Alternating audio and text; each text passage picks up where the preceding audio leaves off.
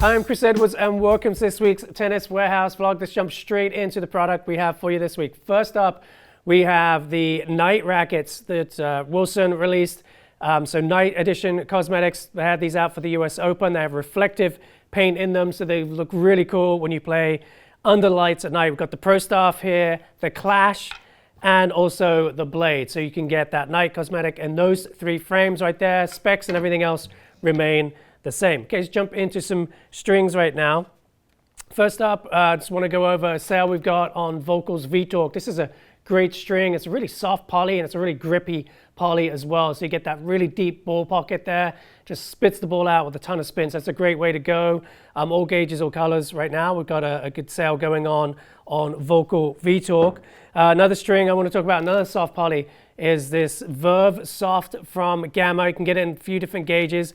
And as you can see on the packaging here, it's extruded in segments and then bonded together, and that's what gives it that more elastic feel than you get from a traditional just monofilament co-poly. So there you go, that's Verve Soft. Good way to maintain that kind of poly spin and grab on the ball, but with a softer response. Got a new color in Luxilon Element, and this is their green color, and this one has got that, when it moves in the light, really changes color for you. So it's a beautiful string, looks great when it's laced up in the racket.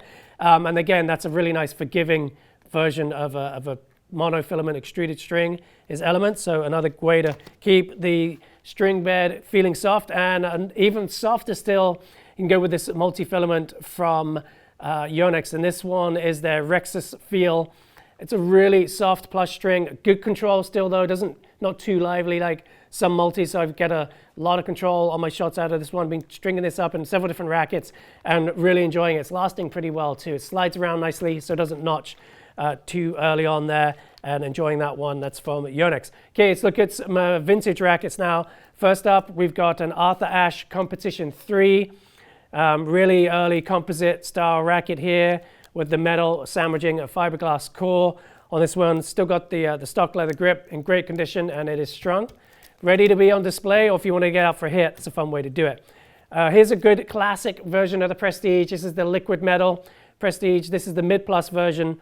It's in a 4 5/8 grip. These are great playing rackets. If I definitely had one of these in my collection, I'd be hitting it because they're silky smooth, great response out of them, and also just a nice one to have on display as well. And then last but certainly not least, from the vintage front, we have this Hannah Mandlikova Pro Stock racket. So this is an Ultra 2 FPK paint job on a 95, on an 85 square inch frame. It does have the tapered beam, but a fully custom racket for her.